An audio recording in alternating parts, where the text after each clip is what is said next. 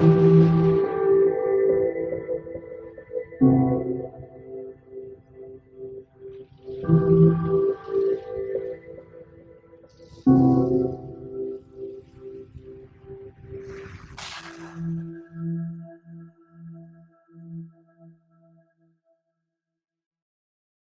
les amis.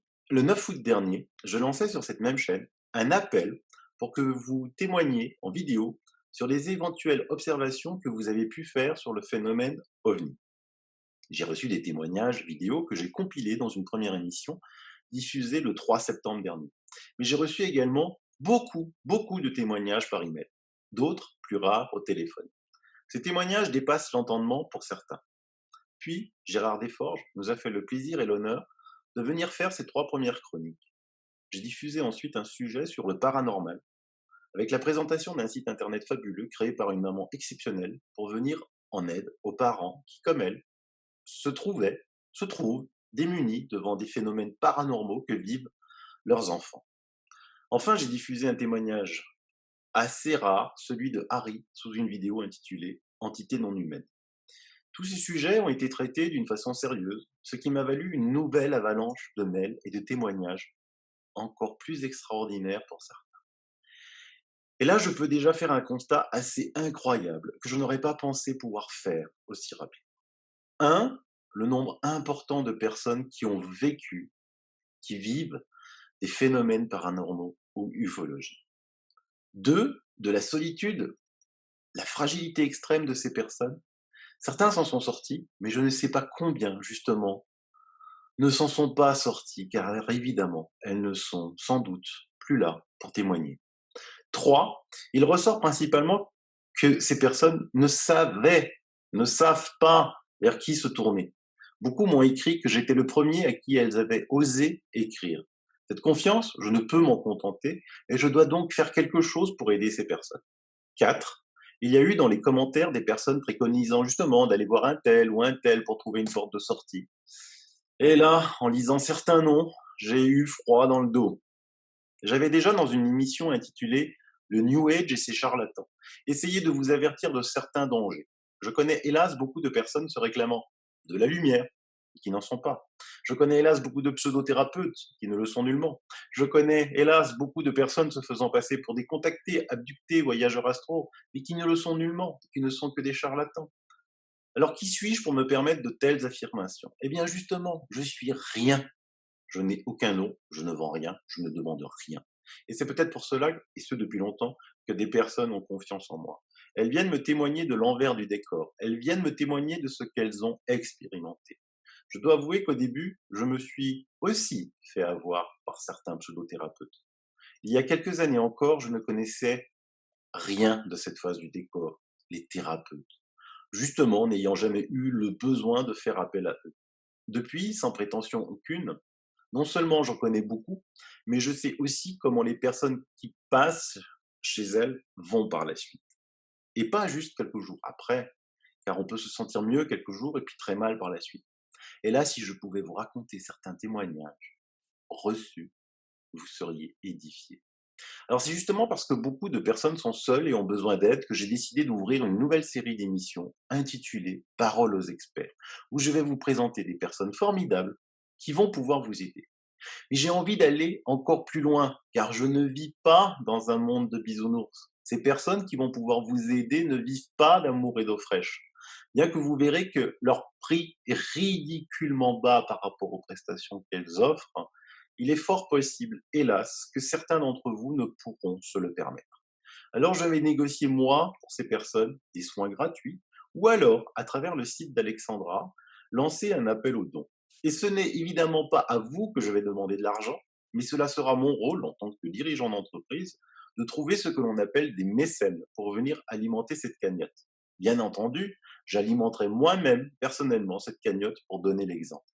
Je me dis que parmi ceux qui ont de l'argent, il y en a forcément qui ont été, qui sont confrontés à des phénomènes paranormaux ou ufologiques pour elles ou leur famille, et qu'elles seraient ravies de faire une bonne action, justement pour elles-mêmes et les autres.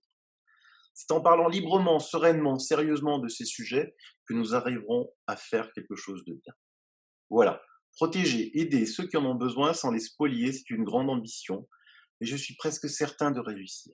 Je déteste plus que tout au monde, et ce depuis mon plus jeune âge, que l'on profite de celui qui est faible.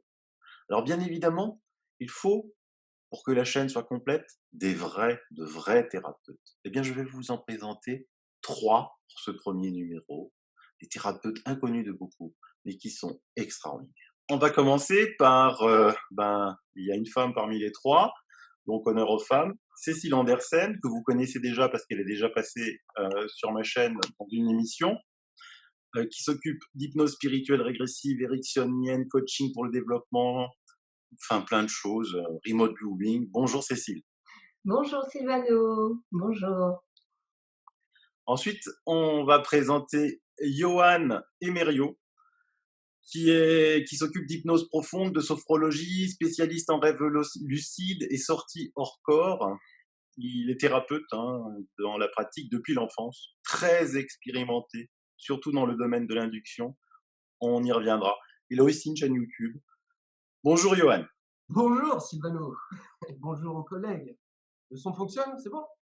Le son fonctionne, ça y est. Ok. Et le troisième, Guillaume Crespin, hypnose sur la nature profonde, coaching de vie. C'est un coach qui est dans une pratique régulière et disciplinée depuis de nombreuses années. Bonjour Guillaume. Bonjour Silvano et bonjour à tes fervents abonnés de la chaîne. Voilà. Alors, tous les trois, je vous ai invités parce que vous êtes spécialistes dans de nombreux domaines.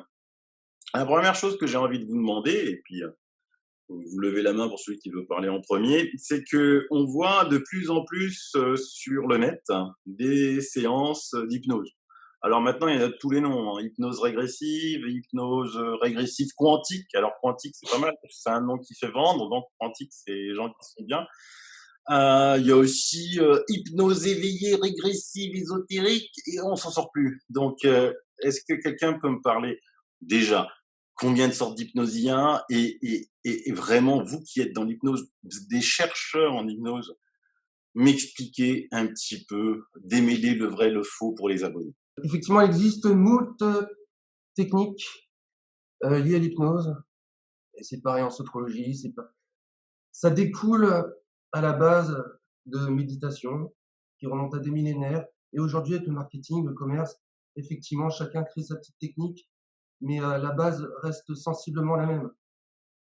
Et on peut parler de technique par rapport à toutes ces hypnoses, mais en soi, l'hypnose, elle est générale. L'hypnose, on en a tous les jours. Tous les jours, on est dans notre rêverie. Tous les jours, on est dans nos pensées. On s'auto-hypnose. Et je vais continuer dans la même mouvance que Johan sur le fait que l'hypnose, en fait, c'est ni plus ni moins que tout le temps, parce que presque tout le temps. C'est juste un terme qu'on a décrit pour des états soi-disant modifiés de conscience. Mais ces états modifiés de conscience, on les a pratiquement tout le temps. C'est ce que disait Johan. Après, c'est comment on s'en sert au final dans ta question qui serait derrière plus en rapport sur le fait de s'en servir. Ben, purement marketing, on peut développer. Demain, je peux mettre hypnose, je sais pas quoi, hypnose de A à Z. Ça pourrait carrément être un truc ou d'autres choses. Mais l'hypnose est présente autant quand on regarde un film. D'ailleurs, Bouygues le disait bien, ils vendent des espaces de télé entre les émissions. C'est ni plus ni moins que de l'hypnose. Et par rapport à ce que tu disais tout à l'heure sur ces hypnoses qu'on décrit certaines, il y a même plus d'hypnose alors que les gens se posent la question des fois s'ils sont vraiment hypnotisés pendant la session.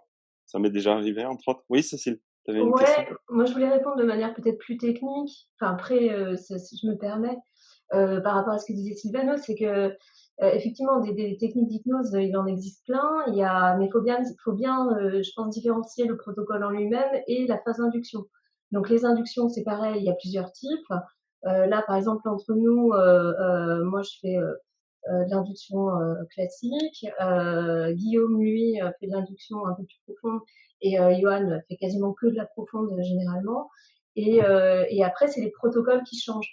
Et après, selon l'école où tu as été, tu appliques un protocole différent. Mais il faut savoir aussi que tu as des gens qui ont fait des protocoles dans certaines écoles, qui ont appris des choses dans des écoles et qui vont pas du tout l'appliquer. Donc ils se valorisent d'une école, mais derrière, ils vont pas du tout appliquer ce qu'ils font.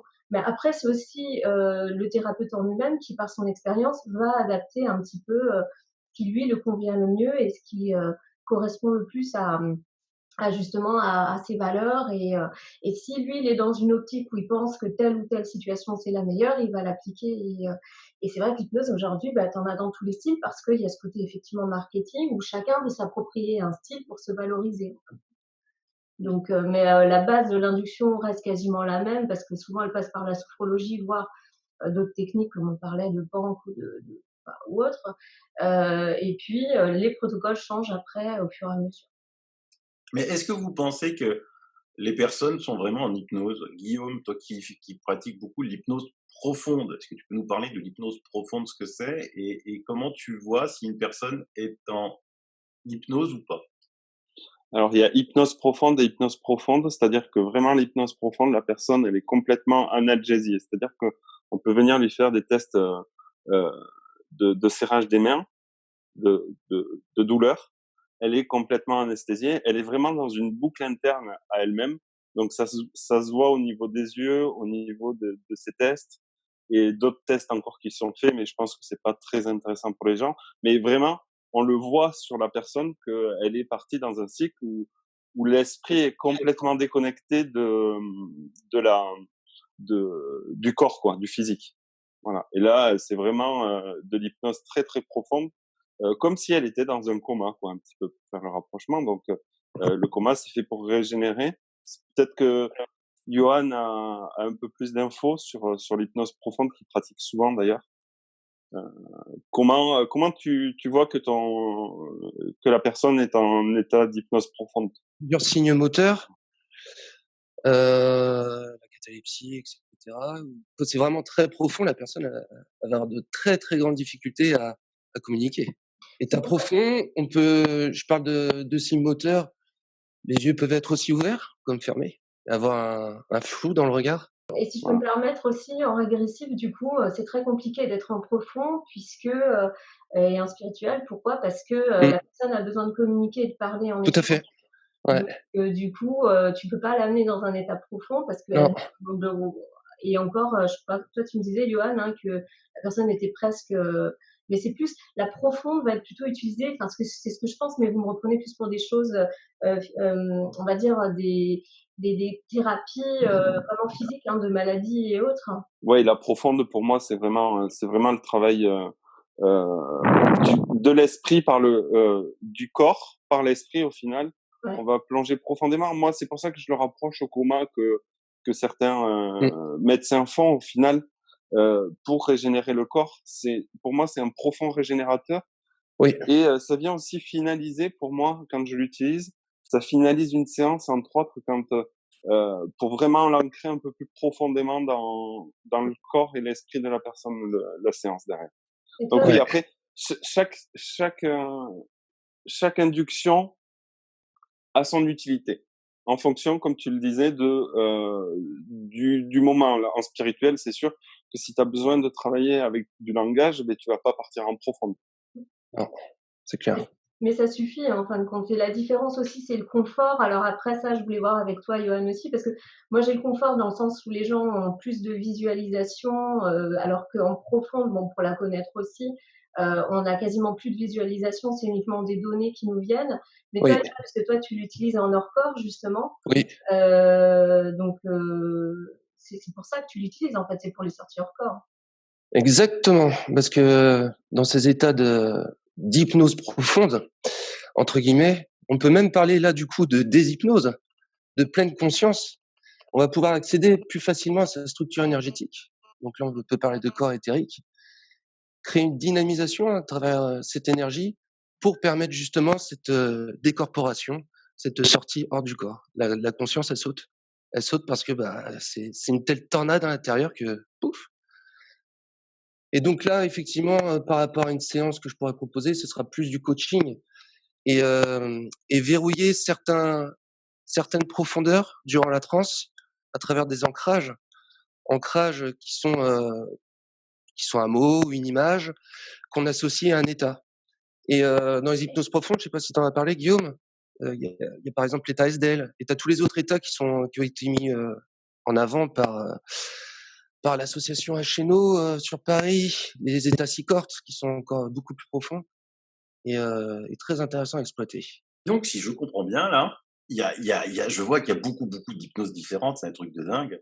Comment vous Oui. faites en fonction de la personne qui arrive chez vous, de savoir quel type d'hypnose et quel type d'induction utiliser? Parce que ce qu'on voit sur le net, c'est typiquement toujours la même Oui. induction, quoi. 1, 2, 3, Ouais. je compte jusqu'à 10, et puis tu me racontes ta vie, tes vies antérieures, et on va détruire les reptiliens, on va les brûler parce qu'on est les plus forts. Hein? Bon. Alors, comment vous faites? Parce que ça n'a pas l'air aussi simple que ça, quoi. Bah non, ça l'est pas. Il faut savoir s'adapter en fonction de la personne qu'on a. Adapter la technique en fonction de sa sensibilité. Chaque personne est différente, donc bien évidemment, on peut pas mettre la même induction pour tout le monde. C'est ça qui fait la Moi, qualité aussi du praticien, c'est de pouvoir s'adapter vraiment et apporter ce qu'il y a de meilleur en fonction de la personne qui est en face de nous. j'adore une petite métaphore. Je vais pas parler de maths à un littéraire. C'est juste la petite subtilité. Donc c'est pareil pour les inductions. On va pas à quelqu'un qui a peur du profond, on va pas l'amener en profond, quoi. Entre autres. D'où une anamnèse poussée. Et je pense que je vais te laisser le rouler, Cécile, sur l'anamnèse. Euh, D'où une anamnèse assez poussée pour comprendre la systémologie et la façon de penser de la personne avant de l'amener quelque part. Ben, justement là-dessus, je te remercie Yo. C'est l'anamnèse, ça veut dire la découverte de la personne. Pour ceux qui connaissent pas ce terme, c'est le premier rendez-vous qui permet de savoir comment va fonctionner la personne et de voir comment on peut le faire. Hein, on peut enchaîner d'ailleurs une hypno directement. Après, il faut savoir aussi qu'il y a des tests. Hein, aujourd'hui, il y a des tests d'induction que pratiquent certaines personnes sur la toile, c'est-à-dire qu'on leur envoie un MP3 où on les dirige vers un test, on leur fait écouter, on leur dit bon bah en gros si ça marche bah, c'est bon et puis si ça marche pas mais il y a deux choses dans ce que tu as dit toi Sylvano, c'est qu'effectivement il y a le décompte de 1 à 10. Alors c'est compliqué quand on n'a jamais vu la personne parce qu'elle n'est pas en confiance forcément avec toi de la faire descendre de 1 à 10. Pour quelqu'un qui a jamais pratiqué c'est compliqué. Et puis il y a le fait aussi moi, je voudrais rebondir sur la partie, oui, ils voient des reptiliens et autres. Alors moi, c'est un sujet que j'aimerais vraiment évoquer suite à la première émission, si vous me permettez, parce qu'on a eu pas mal d'écrits là-dessus suite à la première émission avec Sylvano. Donc vraiment rappeler qu'il existe en méthode ericksonienne, donc une hypnose ericksonienne qui est connue aujourd'hui, la plus pratiquée à tout va. Il existe un protocole qui s'appelle la peur des Sénois, où tout simplement c'est quelque chose de symbolique et on fait venir notre peur, on la côtoie, on tourne autour et puis en fin de compte on fait la paix quelque part avec elle ou voilà on la désancre, pareil et on rétablit la chose. Et ça peut être alors quand tu pratiques ça en ericksonienne pour des gens qui ne sont pas sur le net ou qui n'ont pas connaissance de toutes ces choses-là, bah, cette peur, elle peut se symboliser sous plein de choses. Ça peut être une gélatine noire, ça peut être un squelette, ça peut être une image d'enfance, ça peut être n'importe quoi. Et le fait de voir toujours systématiquement la même chose, là, ça peut poser la question de qu'est-ce qu'il y a de suggestif, puisque la première base, la déontologie quand même du thérapeute, c'est la non-suggestion et aussi la confidentialité. C'est pour ça que moi j'ai encore du mal à comprendre pourquoi on publie des séances. Bon, après ça me regarde. On peut en faire quelques-unes peut-être, mais on expose quand même la personne. Alors qu'elle soit d'accord, ok, hein, légalement, il n'y a pas de souci, mais on l'expose, mine de rien, quand même, sur Internet. Alors ça, vous répondrez ce que vous en pensez, mais moi, je le fais pas. Je le fais pas parce que, et c'est peut-être aussi pour ça que ce terme de confidentialité en hypno, il est présent. C'est pour ça que certains hypnos ne sont pas connus parce qu'ils ne publient pas comme ça avec acharnement sur Internet. Et ça permet aujourd'hui, moi j'ai des gens qui disent oui, mais on ne vous connaissait pas avant, on ne savait pas que ça existait, on pensait qu'il n'y avait que ça. Mais non, non. Et même quand tu parlais de la quantique, c'est Dolores Cannon, c'est elle qui s'est fait. C'est la régressive également, c'est des techniques qui sont très propres, très saines, et il y a très peu de gens qui publient ces séances-là. Et pourquoi? Parce que la confidentialité, elle arrive en premier. Et après, donc, il y a la peur des Sénois, donc, qui est ce protocole qui travaille sur les peurs. Et justement, il faudrait éviter de dire que tout ce protocole-là résout tout. Hein, que c'est ce qu'on va trouver en face qui est responsable. Et quand on avait discuté déjà les premières fois tous les trois, Johan avait quelque chose toi, par rapport à ça aussi, hein, où tu disais que c'était un petit peu facile je te laisse enchaîner, de démontrer que ce qui est en face de nous, c'est ce qui va être la cause de tous nos problèmes. Quoi. Moi, j'avais un truc à rajouter et à poser en question vraiment là-dessus. C'était le fait que, pour moi, il y a un truc en hypnose, c'est une personne en face de l'autre. Et là, moi, ce qui m'a choqué quand j'ai vu les premières, j'ai bondi. Il y a une troisième personne qui est là Ouais. en soi-disant canal euh, et qui vit la séance. Et la séance est vécue par interposition de ce canal par l'autre personne. Moi, c'est un truc aberrant et ça déresponsabilise encore plus la Ça, c'est personne clair. en face. Pour moi, c'est une aberration dans ce monde où on est déresponsabilisé de pas mal de choses. Ouais. Et bien là, ça le montre encore un petit peu plus sur le fait que les gens, ils croient que par un canal, ils vont se faire soigner et c'est le canal qui va prendre en charge le fait que euh, ça va être par magie, ils vont être brûlés alors qu'ils ont été soi-disant implantés comme ceci, comme cela. Et le gars, le canal en 30 secondes, ouais, ça dure 2 minutes grand maximum sur la vidéo. En 2 minutes, elle est désimplantée et c'est fini. C'est quand même, moi, ça m'a fait bondir. Je crois que Cécile, elle m'a jamais vu comme ça. Quand j'ai vu ces séances et au prix où c'est demandé, mais moi, je sais pas. C'est vrai que moi, j'implique beaucoup les clients que j'ai à travailler sur eux et sur leurs responsabilités, à se poser la question vraiment de ça. Donc, moi, c'est vraiment ça qui me faisait bondir, par exemple, sur ces séances. Alors là, oui, alors je tiens à préciser hein, que pour préparer cette émission, Guillaume ne savait absolument pas ce que c'était l'hypnose sur le net. Hein. Donc il a dit ah bon, il y a des séances d'hypnose sur le net, alors que lui il est dans l'hypnose depuis très très longtemps. Quoi. Donc Cécile lui a montré quelques séances sur le net. Il a été horrifié, quoi, horrifié. Et justement, on pourrait parler de ce canal, ce fameux canal. Donc parce qu'effectivement, comme Cécile le disait, beaucoup ont un petit test en MP3. Je compte jusqu'à 10 et tu es en état d'hypnose. Et si tu l'es pas, ben faut que tu te payes un canal, mon gars. Donc parce que faut que ça te débite. Hein. On n'a pas de temps à perdre avec toi. On va pas te faire des séances d'induction. Donc tu le fais de manière automatique et sinon tu rajoutes 60, 100 euros et on te paye un canal. Et moi, je connais certains canals qui ont travaillé pour certains de ces hypnothérapeutes, qui sont revenus vers moi, qui ont arrêté de travailler et qui me disent, mais Sylvano, déjà, certains vont très mal parce qu'ils se font attaquer, parce qu'ils disent c'est des portes ouvertes à des entités très maléfiques et on n'en peut plus. Et d'autres disent la personne, elle voit rien du tout. Hein. C'est l'hypno qui dirige toute la séance de A à Z. Et je vois ce que l'hypno impose de voir. Alors, moi, je vais ajouter une chose là-dessus, c'est que simplement le canal, je vois pas pourquoi on prendrait un canal, donc autant aller voir un médium.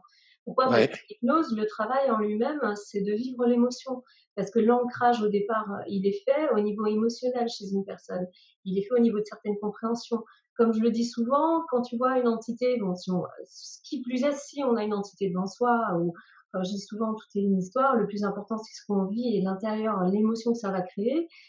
C'est toujours différent de nous dire, tiens, cette entité te dit ça, que quand on la voit nous-mêmes et qu'on la voit devant nous et que elle nous envoie l'information. D'autant plus que ces informations sont la plupart du temps, elles sont pas verbales, c'est du ressenti, c'est comme une information qui nous arrive. Donc au final, ce qu'on va ressentir à l'intérieur de nous, c'est beaucoup plus efficace. Alors que passer par un canal, aller voir un médium, moi je dirais. Hein. Alors comme dit, ça répond à une demande, comme dit Johan. Donc c'est pour ça que là-dessus, voilà, ça mérite d'être présent sur le net éventuellement. Mais moi, en tout cas, moi, en tant que thérapeute, je ne vois pas l'intérêt. Moi, une personne chez qui je mets un canal, je l'envoie chez un médium parce que l'idée, c'est qu'elle travaille au fond d'elle-même. C'est qu'elle le vive, son expérience. Et pour ce qui est de l'induction de compter de 1 à 10, pourquoi pas. Maintenant, quand on est hypno, franchement, faut qu'on avoue, tous les trois, le plus difficile, c'est de faire rentrer le boulot, le vrai boulot. Appliquer un protocole, ça, tout le monde sait faire quasiment. Bon, après, orienter, voilà, chacun va le faire à sa manière. Mais le creux du boulot, ce qui est le plus important, c'est d'envoyer la personne en induction et c'est ça le plus dur pour un thérapeute. Hein. C'est comment on va arriver à faire descendre la personne. et tout le monde ne peut pas forcément descendre et pas forcément toujours au même niveau. Et ça, aujourd'hui, c'est le vrai travail de l'hypno au départ, c'est vraiment descendre, d'amener la personne à cet état. Ouais. Tu as un truc dans nos échanges que j'aime bien, tu peux peut-être nous en parler sur les 3 petites clés des hypnos que tu nous as fait part il y a pas très longtemps, que je trouve très intéressantes sur ça, et ça rejoindra, je pense, le fait de ce travail qui est ce qu'il est, comme dit Johan, pour l'autre côté avec ce canal. Mais tu peux en dire un petit peu plus sur les Ouais. 3 piliers que tu... Il y a 3 choses. Il y a la confiance, il y a l'accord. En premier, Mmh. il y a l'accord. Donc, il faut que la personne, elle donne son accord. Ensuite, il y a la confiance et ensuite, il y a le lâcher prise.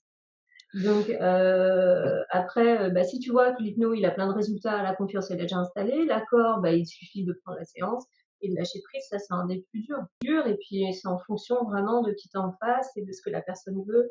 Et puis, il faut encore parler aussi, on a quand même des gens aujourd'hui qui viennent nous voir, moi j'en ai encore, qui veulent absolument que tout le monde, on a l'impression qu'on va résoudre tous leurs problèmes. Venez, Ouais. mettez-moi en induction et puis, euh, en gros, donnez-moi un cachet et tous mes problèmes seront réglés, quoi. Mais en tout cas, tout le monde est hypnotisable. Oui, Même celui qui ça, dit qu'il ne l'est pas, il l'est quand même. Et comme tu l'as cité juste avant, Cécile, avec ces 3 piliers fondamentaux, on pourra en rajouter ou en enlever, peu importe. Ça crée en tout cas un rapport entre le praticien et la personne qui va venir la consulter. Un rapport, un partenariat où chacun va faire un chemin et se retrouver ensemble pour continuer à avancer. Tout le monde est hypnotisable. Pourquoi? On a on va appeler ça le facteur critique. C'est pas le mec qui apporte le courrier chez soi et qui balance des mauvaises choses. C'est le facteur critique, ça va être une espèce de héros bouclier qu'on a dans notre tête et qui va nous permettre d'apporter une certaine protection dans notre esprit. Le facteur critique, il y a un moyen de le contourner. Dans le marketing, dans l'hypnose de masse, la manipulation de masse, c'est très bien utilisé. Et en hypnose, c'est l'hypnose ericksonienne. Pourquoi? Parce qu'on utilise des métaphores. Donc comme ça, on va contourner le facteur critique. On va raconter des jolies histoires. Voilà. Là, on peut penser tout de suite à du Disney ou n'importe quoi. Et on est aussi impacté à travers certains messages. Facteur critique. On peut faire une rupture de pattern. Les patterns, c'est les habitudes qu'on a dans notre vie. Tiens, tout à l'heure, il y avait le match de rugby. J'ai regardé un petit peu la première mi-temps. Avant de commencer leur première mi-temps, et du coup, on peut pas voir la deuxième. Merci pour l'émission. Et avant de commencer cette première mi-temps, chaque joueur était dans son univers, dans ses patterns. Ils se conditionnaient pour atteindre vraiment leurs objectifs. Donc là, c'est des objectifs de performance. Et les patterns, on en a tous. Quand on nous fait une rupture de pattern, on crée une cassure. Et là, on peut atteindre tout de suite une certaine partie de l'esprit. Là, on est complètement dans l'hypnose. L'hypnose, on l'est complètement tous. Tiens, ça me fait penser à un monument avec une petite croix au-dessus. Quand on rentre à l'intérieur, il y a des vitraux magnifiques, plein de couleurs. Ça surexcite les sens. Et ouais, on a des odeurs, des encens. On a de l'eau. On a le support très désagréable en bois sur lequel on peut être assis. On surexcite les sens. Pourquoi? Parce que comme ça, on va recevoir plus d'informations et on va aussi donner de l'information, donner de l'énergie pour nourrir peut-être une égrégore. Ah, ça, non, ça c'était extraordinaire, ça j'ai adoré. Et désolé pour le match de rugby, Johan.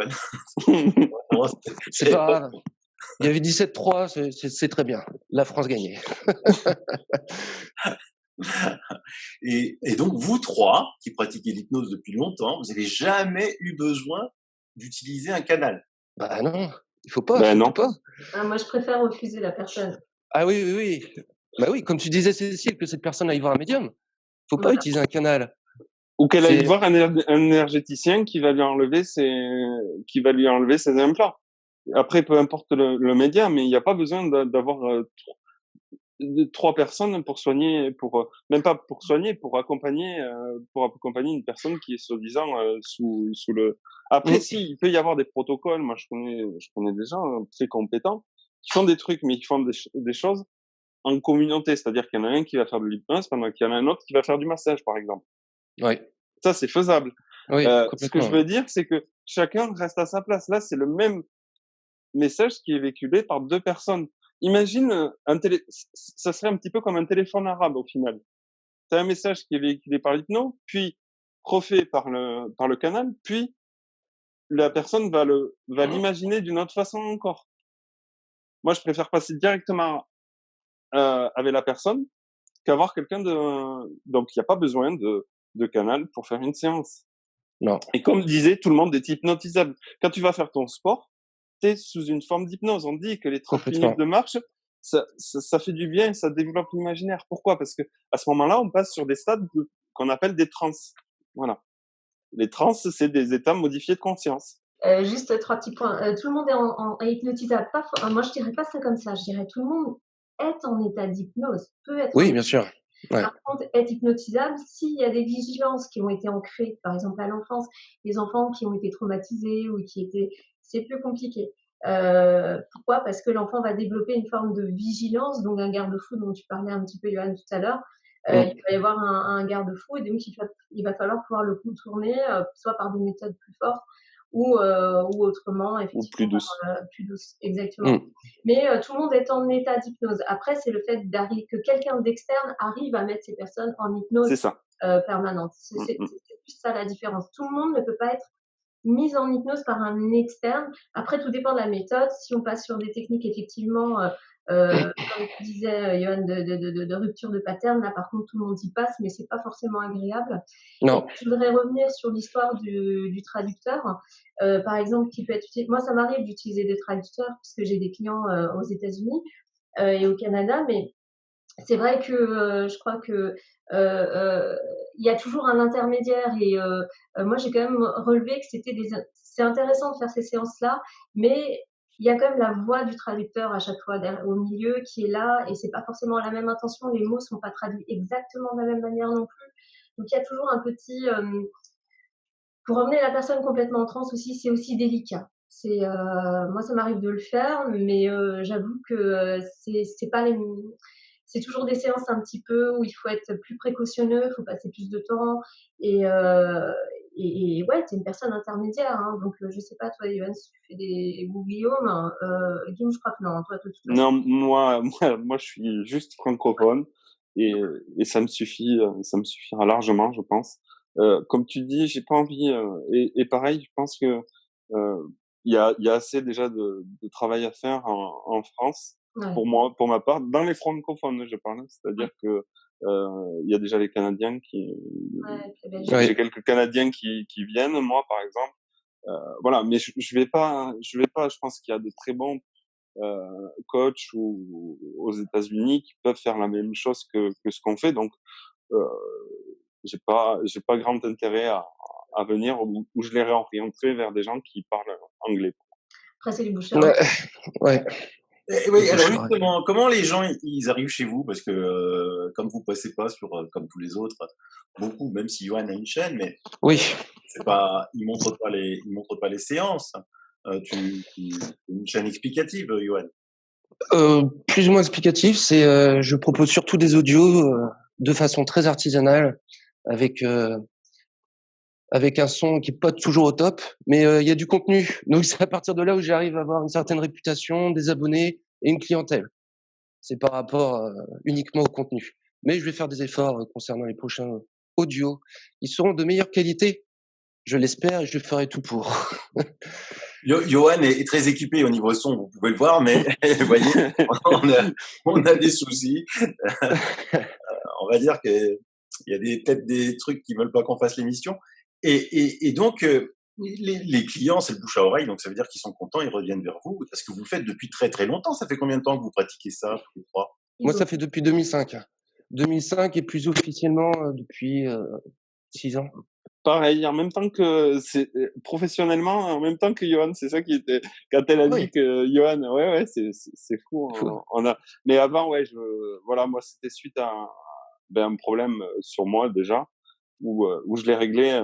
J'ai une paresthésie des jambes et je l'ai réglé en 3 jours par l'esprit au final. Et là, je me suis dit il y a quelque chose à faire et j'en ai fait mon métier. Moi, j'ai fait ma première régression à 18 ans, parce que j'étais dans une famille déjà là-dedans. Et j'en ai fait à peu près une cinquantaine, on va dire entre 18 et 25 ans. Et je me suis beaucoup intéressée à tout ça aussi. Et j'avais un autre métier en parallèle, donc je me suis formée pendant toute la période jusqu'à facilement 30-35 ans, mais beaucoup expérimenté aussi. Et j'ai commencé à vraiment professionnellement m'y mettre, on va dire il y a 2-3 ans, parce que j'avais plus de demandes et je pouvais plus répondre. Donc je le faisais de manière privée au départ, et puis Mmh. de par les formations que j'avais, des gens que j'ai rencontrés et autres, et puis c'est du bouche à oreille en fait de ces personnes-là, de mes amis au départ il y a très longtemps, et puis autres qui ont fait qu'à un moment j'ai dû vraiment professionnaliser parce que euh, j'avais plus suffisamment de temps pour vraiment tout gérer. Et puis c'est vrai que c'est des passionnés, donc Et Et puis il faut de l'espace et du temps aussi après derrière pour faire nos recherches parce que Exactement. euh, franchement c'est pas pour nous plaindre. Moi j'adore ce que je fais, mais c'est vrai que il y a énormément de lecture à côté, de documentation, d'expérimentation. Moi je suis à ça. une heure le matin de travail personnel et une heure le soir où je travaille sur moi encore toujours. Mm. Ici, on est tous, hein, dans ce cas-là, on est tous des praticiens sur nous-mêmes avec des techniques différentes, mais c'est ouais, et c'est ça qui est, c'est passionnant avec vous, c'est que vous vous contentez pas de faire la journée, vous recevez du monde, vous faites beaucoup de recherches communes, vous échangez beaucoup, vous échangez beaucoup d'informations, vous parlez, Ouais. comme dit Guillaume, vous faites des recherches, vous continuez, vous êtes de vrais chercheurs. et il manque du monde, hein, il y a d'autres personnes en plus. Mmh. Oui, oui, bien sûr. On fait Mm. cette première émission, on est que, vous êtes que trois, et ça, ces recherches sont indispensables pour vous. Nécessaire. Ouais. Pour moi, c'est une obligation, c'est-à-dire que c'est comme un, un praticien ou quelqu'un qui amène une technique à quelqu'un d'autre. Moi, je veux l'autonomie derrière, c'est-à-dire que si je présente quelque chose qui amène pas l'autonomie à la personne derrière, ben c'est hors de question que je lui présente. J'ai testé des choses qui me conviennent pas. Après, je dis pas que ça convient pas à l'autre. Moi, je suis pas pour un protocole qui commence le matin à 6 heures du matin si la personne n'est pas du matin, par exemple. Après, il y a des choses à adapter, mais pour moi, c'est l'indispensable. C'est-à-dire que si on teste pas pour nous, qu'on voit pas un petit peu les effets, on peut pas en parler après derrière. Et sur les effets que nous on a pu ressentir, ah toi t'as ressenti ça, on est plus à l'écoute. Il y a quand même il y a quand même ça derrière. Et ça pour moi c'est la base de l'accompagnement. On n'est pas des numéros, on n'est pas même des fois un fauteuil il est mieux traité je pense que certains clients C'est derrière. pas une Mmh. usine, et puis ben, l'avantage de parler aussi entre nous, c'est justement de faire des recoupements, d'adapter aussi nos méthodes, de découvrir des nouvelles choses, et ouais, et de faire le point quand on a des petits soucis ou des choses des petits questionnements ou autre, c'est vraiment agréable.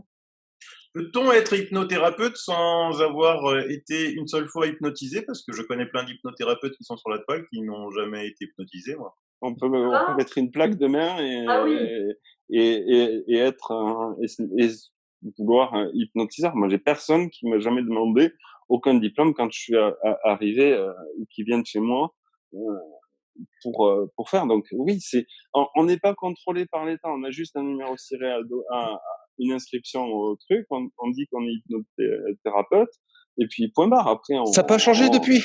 non non non non. Ça s'est pas durci? Parce que moi, Ah non. je suis en portage salarial et Ouais, mais tu dois en faire amende portage, honorable, ouais, tu mais vois? en portage Faut donner salarial, des parce que preuves. Ouais. ton emploi, enfin, t'es employé directement de toi-même, mais l'employeur qui prend les risques au final, c'est le porteur salarié. Je suis en portage salarial aussi, et le porteur salarié prend des risques pour toi. Donc si s'il n'a pas le moindre papier comme Ouais, quoi c'est ça. ben lui, si on se retourne contre lui à un moment donné, t'as un problème. Mais autrement, euh, tu dis demain que lui, il se couvre le porteur salarial en fait. Ouais. C'est pour ça. Mais autrement, demain, tu dis que tu as fait une séance et que tu veux être ou que même que la formation, il y a des gens qui ont fait des formations, ils ont jamais été hypnotisés pendant la formation. Et ouais. Exactement. Il y a des Ouais. formations de 3 jours, hein. Devenez hypnothérapeute en 3 jours, 60 Ouais, 000 €. ouais, ouais. Mais ça peut être beaucoup, 89 € en ouais. ligne. moi j'aimerais bien parler de cette histoire de maîtrise aussi, parce que Johan, tu avais eu un sujet là-dessus, sur, tu sais, le fait que la maîtrise, on pouvait l'obtenir avec juste un petit financement. Très De bien. toute façon, c'est vraiment qu'une question de business, hein. Là, c'est clair et net.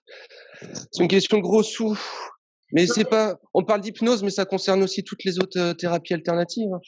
Ce ne sont pas des diplômes d'État.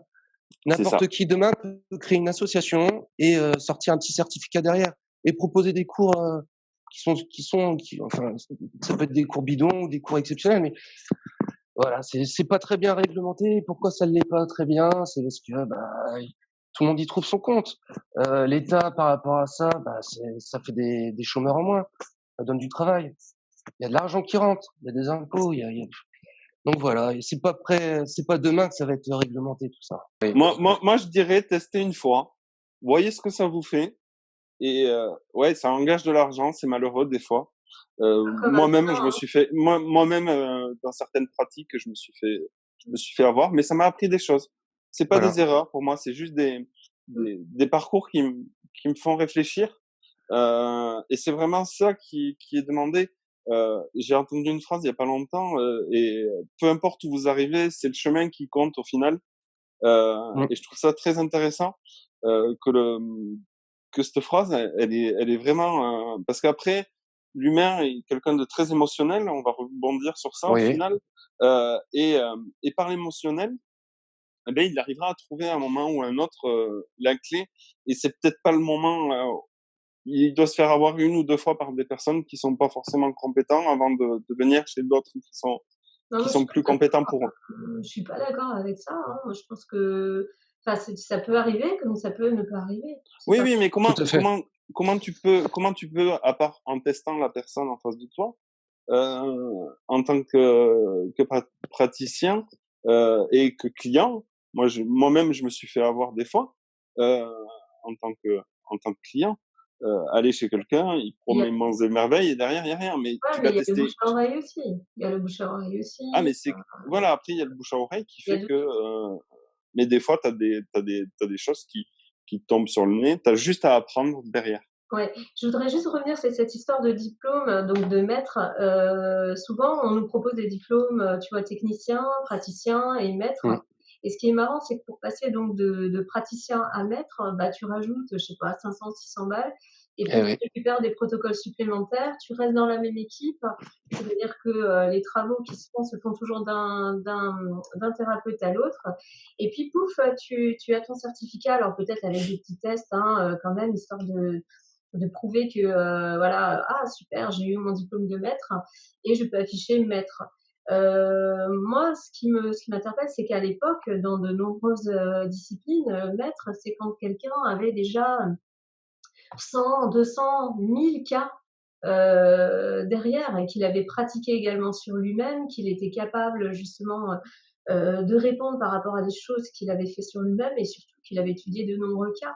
Donc, moi, ça me touche quand même je pense que associer maître juste à une formation, alors je vais me faire des ennemis en disant ça, hein, euh, mais voilà, simplement, je me pose des questions sur ce sujet, quoi. Qu'est-ce qui finalement valorise le fait d'acheter un diplôme supplémentaire et pour pouvoir mettre maître juste parce qu'on a eu des protocoles supplémentaires, quoi. Ouais. Maître Reiki. Comme dit Johan, c'est du business, hein. C'est du pur Mm. business, hein.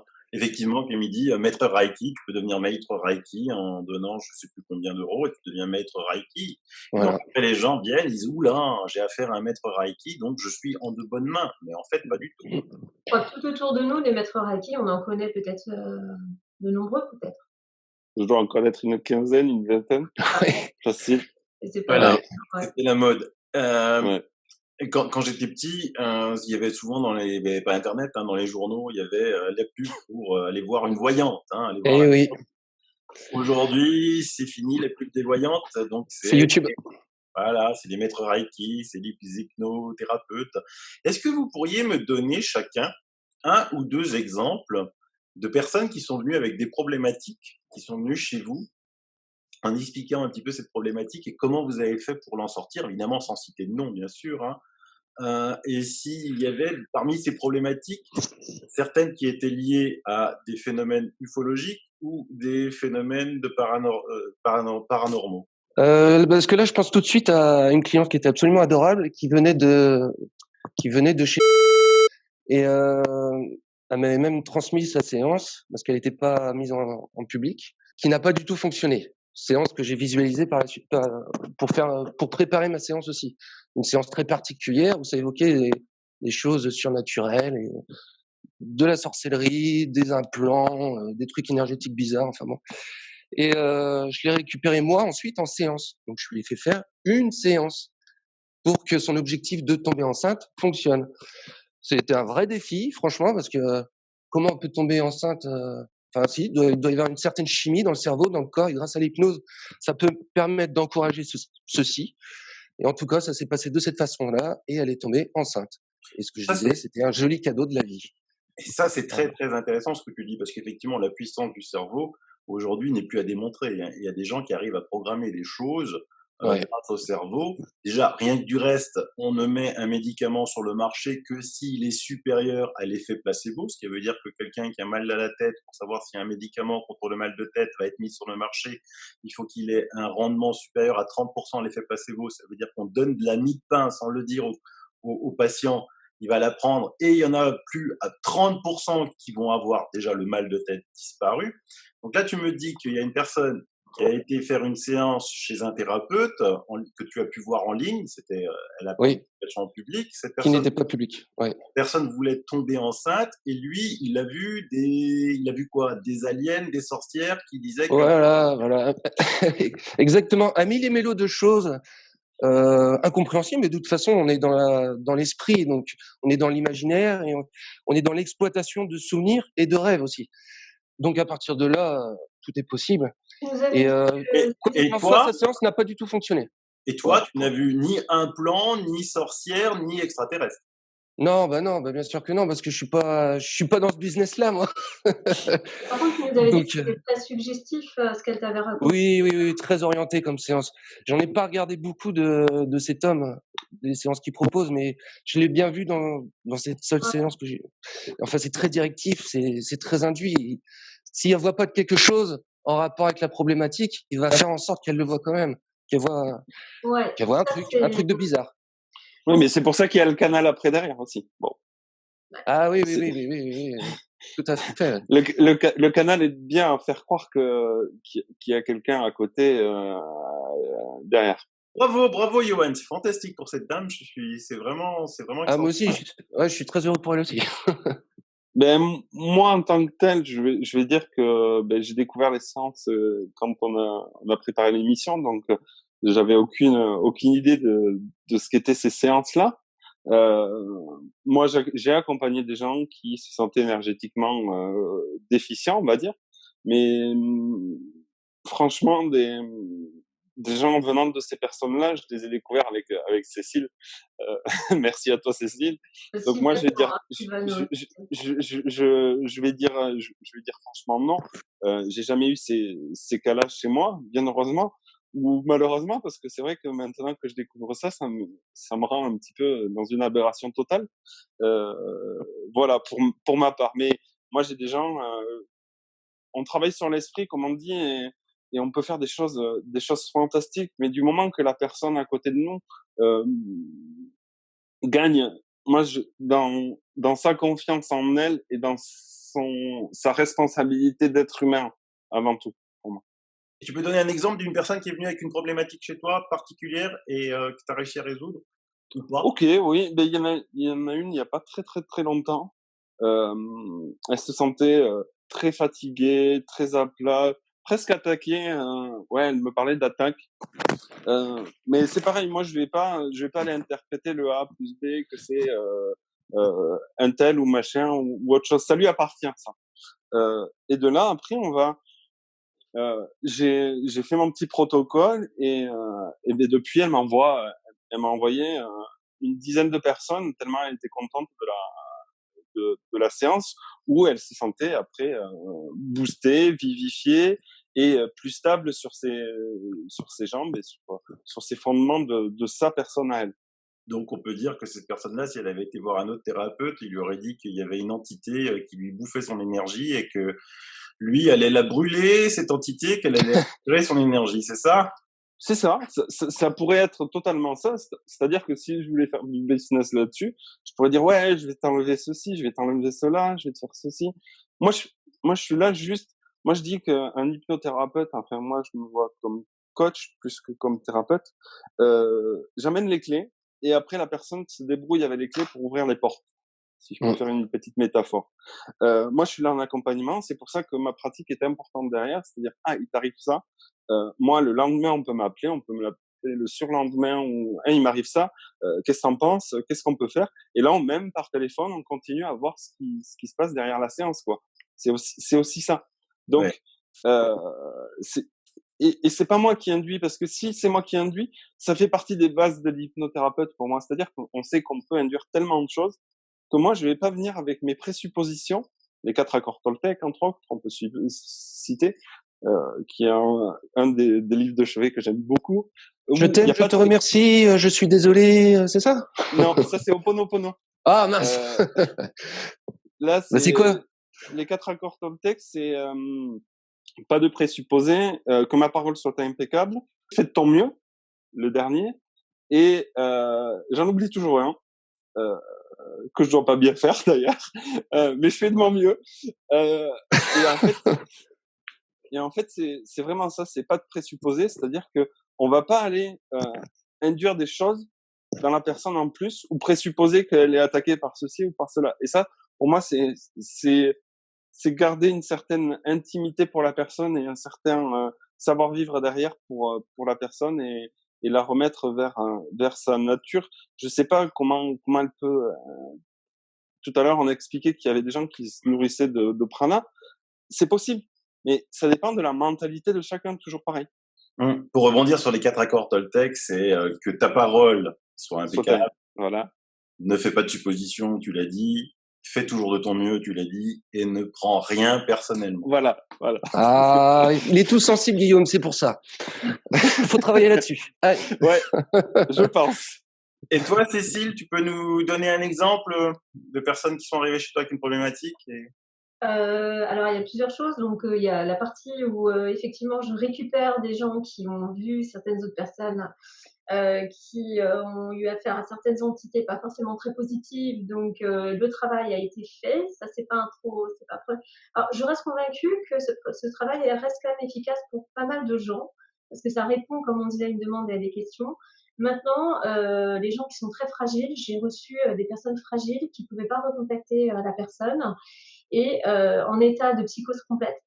Enfin, en état de psychose qui, c'est simple, hein, en revenant chez elles ou enfin, quelques semaines après, ont eu l'impression d'être envahies d'entités autour d'elles invisibles, puisqu'elles s'étaient dit que voilà, maintenant il y a des entités autour d'elles et que ça pouvait revenir systématiquement.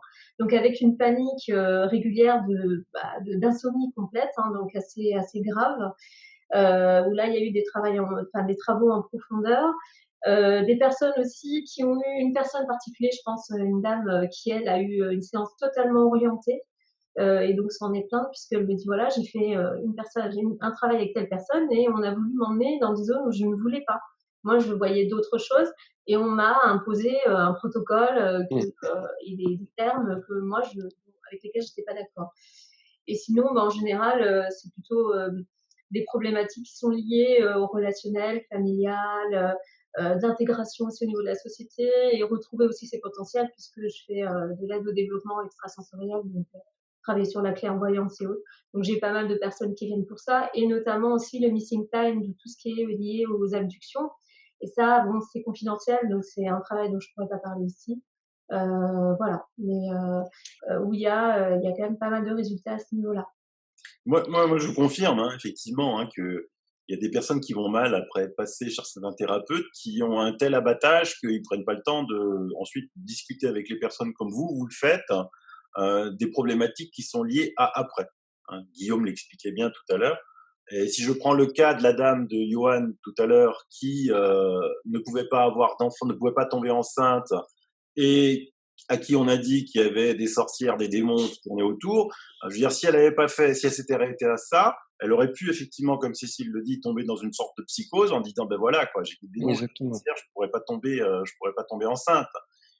Heureusement, elle a fait l'effort de passer outre et d'aller voir Johan qui a dû débloquer quelque chose. De toute façon, c'est certain puisque le résultat, il est là. Ça aurait pu ne pas aussi tomber, hein. Elle aurait pu avoir aussi un problème physiologique qui faisait qu'elle n'avait pas d'enfant. Mais moi, j'ai connu un ami gynécologue qui disait qui avait reçu plein de femmes qui ne pouvaient pas avoir d'enfants et qui, lui, leur a fait faire avoir des enfants de toute façon tout à fait naturelle, sans rien, hein. Donc, vous voyez, c'est l'importance du cerveau et de la psyché. Ça, c'est Mm. important. Et vous, vous êtes là du début à la fin. Vous n'avez jamais envoyé quelqu'un paître parce que vous n'aviez plus le temps après les séances. Ah non, et surtout, si je ne suis pas compétent, je renvoie vers quelqu'un de compétent dans mon cercle que je connais. Et je pense que tous les trois, on fait la même chose. C'est-à-dire que des Oui. fois, on est en fin de limite, on sait pas trop quoi faire. Ah, ben j'ai un tel, je te l'envoie parce que je ne peux pas, ou ça passe pas. Mais parce que nous aussi, enfin moi en tant que thérapeute, que coach, si je sens pas la personne et que je suis pas indiqué pour, je renvoie aussi vers une autre personne. C'est-à-dire que je suis pas forcément apte à fournir le travail nécessaire pour la personne en face de moi. C'est aussi dans ce sens. C'est-à-dire que, en fait, vos spécialités, maintenant, elles sont tellement pointues que vous avez un réseau, vous discutez entre vous et chacun a plus d'affinité sur certaines spécialités, c'est ça? Tout à fait. C'est pareil. Par exemple, moi, quand je vois que c'est des personnes qui sont plus sur des problématiques, enfin, je vois par exemple Guillaume, il va avoir des problématiques aussi très liées à des maladies ou ce genre de choses où moi je vois des petites difficultés, j'en vois pour lui ou le coacher. Johan, moi, ça m'est arrivé de t'envoyer pour le rêve lucide parce que moi, je fais le rêve lucide sur une partie, mais je suis un petit peu limitée et j'ai souvent des gens qui sont avancés très fortement sur le rêve lucide qui passent en sortie hors du corps. Donc, c'est sûr que bon, bah, Johan, c'est un des rares spécialistes en France là-dessus. Donc, en tout cas, en termes d'hypnose, si je peux me permettre. Après, tu me corriges hein, si c'est pas ça. Hypnose, déshypnose, Voilà. Et puis, pleine conscience. et puis voilà. Et comme me retourne, mais on a d'autres personnes aussi autour. Il n'y a pas que nous trois. Et Bien sûr, il y en a voilà. plein d'autres. Johan, juste un mot, c'est quoi? C'est la différence entre rêve lucide et sortie hors du corps? Ah bah tiens, un rêve lucide. On va te faire une jolie séance d'hypnose et on va t'emmener dans un rêve. Donc, c'est du rêve, comment on appelle ça, contrôlé. Les psys utilisent ça pas mal dans leurs séances, des rêves qui sont complètement dirigés. Et le rêve lucide, bah, c'est juste que tu es dans ton rêve et que tu es capable de le contrôler, de le maîtriser, d'être pleinement conscient. Mais pas trop non plus, parce que sinon tu es éjecté du rêve. Mais c'est super intéressant. Et forcément, le rêve lucide, il se débloque automatiquement. Tout le monde est capable d'en faire et ça se débloque à partir du moment où déjà tu mets plus de lucidité dans ta vie, plus de conscience, plus d'intention et d'attention. Et le voyage astral, alors c'est un mot grossier hein, quand même, voyage astral. On va même dire voyage de l'esprit. Il y a Kena qui a développé le terme sortir du corps, qui est sympathique aussi. Et bien là, c'est ta conscience qui va utiliser un autre corps. Mais dans cet autre corps-là, tu peux faire aussi des rêves. C'est ça qui est rigolo. Donc, tu peux être dans ton corps astral et tu fais aussi un rêve. Donc voilà, enfin, c'est super sympa. Et moi, c'est vrai que c'est ma spécialité un peu tout ce qui est en rapport avec le voyage de l'esprit. Et en parlant de ça, il y a tout à l'heure, je voulais rebondir, j'ai pas eu le temps. Cécile, tu parlais de ta pratique après tes 18 ans, et je crois que tu as utilisé le terme tu faisais des régressions. Et ce que tu voulais dire par là, c'était t'explorer tes vies antérieures, c'est ça? Oui, parce que bah, à l'époque, Ouais, c'était les techniques, c'était les techniques Patrick Drouot, ce genre de choses. C'est-à-dire que les gens qui faisaient ça à l'époque, c'était ça. ouais. C'était ça. Mais par ces biais-là, après, tu montres assez rapidement sur l'entrevie au bout d'un moment. Eh oui, oui, tout à fait. Comme on n'en a pas parlé de ça, mais il y a plusieurs états modifiés de conscience. Et d'hyper-conscience. Parce que souvent, les gens pensent qu'en l'hypnose, c'est tomber dans les pommes et pouf, on va Mm. vivre un film, en fait. Hein. Et c'est pas tout à fait ça. On peut être tout à fait conscient et en hyper-conscience. On a beaucoup de gens qui nous disent oui, mais j'ai peur parce que je sais pas comment ça va se passer. J'ai peur de perdre conscience. C'est pas du tout ce qui se passe. Et plus on est en profondeur, plus on est conscient, justement. Et le Mm. risque, c'est de revenir en ayant moins de mémoire. Mais au bout d'un moment, quand on fait les vies antérieures, donc on arrive à certains paliers et puis on arrive à passer donc des étapes supplémentaires. Et alors, Cécile, faut-il accorder de l'importance à ces vies passées? Alors, moi, le raisonnement que C'est vie j'ai, antérieure. le raisonnement que j'ai, moi, enfin, à travers toute l'expérience que j'ai eue, c'est que je dis toujours, tout ça, ça reste une histoire et on ne pourra pas forcément le prouver. Sauf que il y a plusieurs personnes et moi aussi également, j'ai pu retrouver parfois des preuves ou autre chose de certaines petites choses où je me demande comment c'est venu. Après, c'est pas forcément pareil, les vies antérieures, on peut pas toujours dire que c'est nous qui les vivons. On peut très bien tomber sur des mémoires Eh oui. autres. Là, je vais pas m'étaler là-dessus. Mais ce qui est le plus important, c'est surtout ce qu'on récupère émotionnellement. Est-ce que ça peut guérir par rapport à nos vies personnelles quotidiennes, toutes les facultés qu'on peut retrouver, les ressources supplémentaires qu'on peut acquérir, le fait d'être plus fort, d'être plus en paix avec soi-même et d'apprendre à se découvrir et se connaître.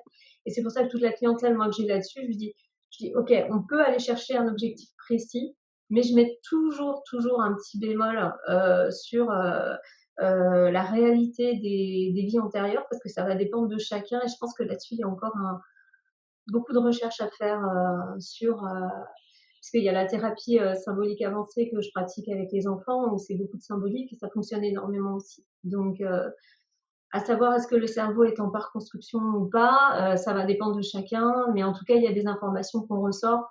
Parce que faut le faire pour les sortir, quoi. Et il y a de toute façon l'émotionnel qui vient avec. Donc, l'émotionnel, lui, ne ment pas. Quelqu'un qui pleure, quelqu'un qui rit, quelqu'un qui ressent quelque chose de fort, c'est le principal de la session et cette personne ne ment pas à ce moment-là. Là, ça peut pas être inventé. Johan, pourquoi? Oui. Est-ce que toi, tu penses que les vies antérieures sont plus liées à une connexion avec une mémoire? Ah, on va faire de la théorie. Justement, en plus, Cécile, elle s'est pas étendue sur le sujet exprès, parce qu'elle en a parlé vite fait. Elle a parlé de mémoire et elle s'est pas étendue. Pour moi, Alors, ces mémoires. si je peux venir Ouais. Ah bah, vas-y, étayer, moi, allez. ce qui me venait, par exemple, c'est que moi, ce que je fais, je suis un petit peu comme Cécile, je suis très prudent sur ça. J'en fais un petit peu. Je suis moins poussé que Cécile sur le sujet. J'en ai fait, j'ai dû en faire deux, trois. J'en ai fait moi-même trois, quatre pour ma part en régression. Pour moi, je mets un petit bémol. Je dis attention à ce que vous vivez. C'est peut-être pas ce qui est véritablement de votre ressort, parce qu'il y en a beaucoup Exactement. qui ont été Marie-Antoinette, Louis XIV et Ouais. Napoléon. Attention à ce que vous vivez. Pour moi, les vies régressives, c'est très bien, ou antérieures, on peut les appeler comme on veut. C'est vrai que régressive, de suite, comme disait Johan, c'est pas terrible. Sa régression, ça montre que bon, la sémantique est très importante pour les hypnos. Et régressif, c'est vrai que bon, c'est moyen, mais derrière, c'est vraiment ça. C'est qu'est-ce que je me réapproprie derrière pour me sortir de ma problématique actuelle.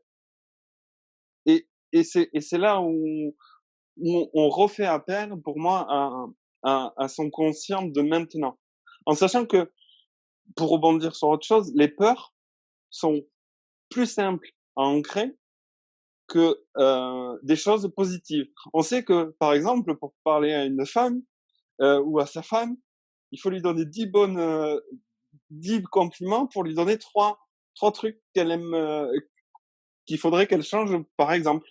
Voilà, parce que notre cerveau est codifié dans le cerveau reptilien sur le fait que on se défend plus contre des choses qui nous agressent, donc contre de la peur, que contre des choses positives.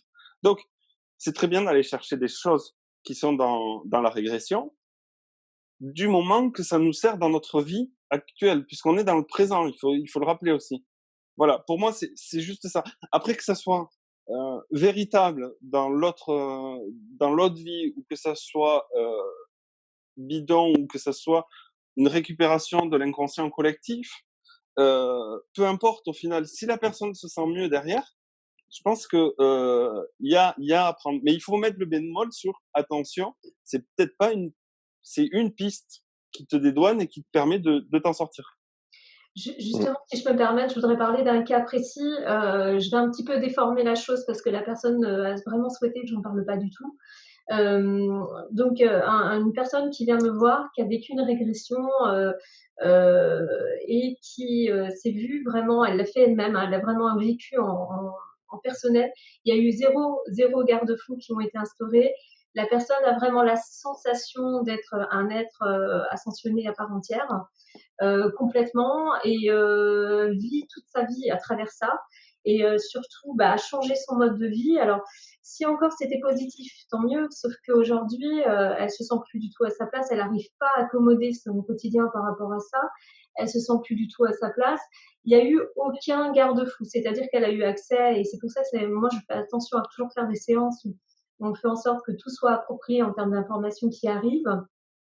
Elle a eu accès à une information qui était trop conséquente pour elle, et personne ne l'a prévenue que ça pouvait ne pas la concerner directement. Et aujourd'hui, c'est une personne qui le vit très mal, et qui pour moi était une personne que j'ai dû renvoyer à quelqu'un d'autre, parce que ça a été difficilement rattrapable, parce qu'elle en est vraiment, elle est dans cette conviction qui d'un côté la met en avant, mais de l'autre côté n'est pas appropriée pour la vie qu'elle mène.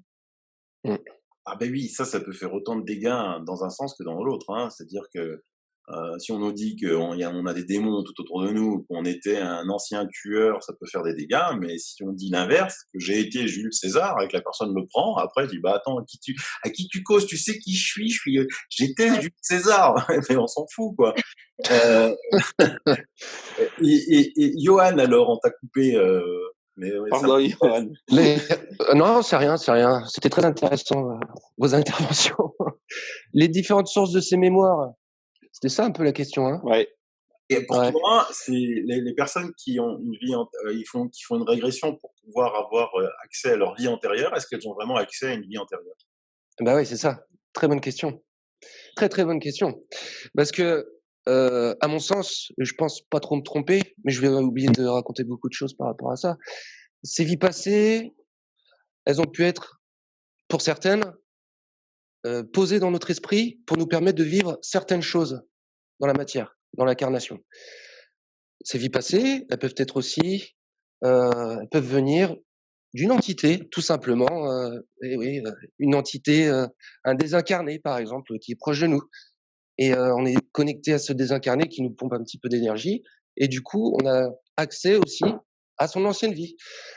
Ces vies passées, elles peuvent être d'origine, tout simplement dans notre environnement. Il y a la mémoire. Là, on sait très bien tous les travaux qui ont été faits, la mémoire de l'eau et tout. C'est pareil dans notre structure, dans notre environnement. Il y a des mémoires, il y a beaucoup de choses. Et on peut y accéder. Et on peut prendre ça pour nous alors que ça ne nous concerne pas du tout.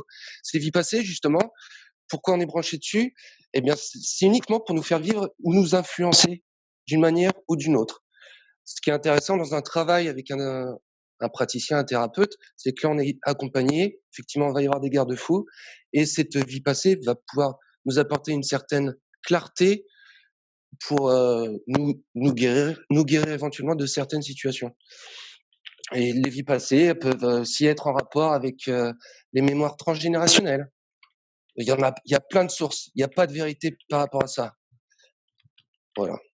De toute façon, dans le domaine de la conscience, on peut pas être tout à fait clair et se permettre d'avoir des vérités. C'est un domaine tellement vaste. Par contre, on peut s'appuyer sur une chose dans la vie. C'est notre pratique, nos expériences. C'est ça qui est bien plus intéressant que les histoires qu'on pourrait raconter. Exactement. Et de toute façon, d'un autre côté, en physique quantique, on s'approche de plus en plus vers une physique de la conscience, une physique de l'information, où justement on baignerait dans un univers de conscience et d'information. Et on pourrait choper comme ça des informations qui ne sont pas destinées, mais que si on se connecte dessus et qu'on les prend pour nous, ça peut être soit neutre, soit ça peut être en bien, soit ça peut être en mal. Oui. Mais c'est pareil dans tout dans la vie, hein. C'est une vérité qu'on peut transposer sur tout.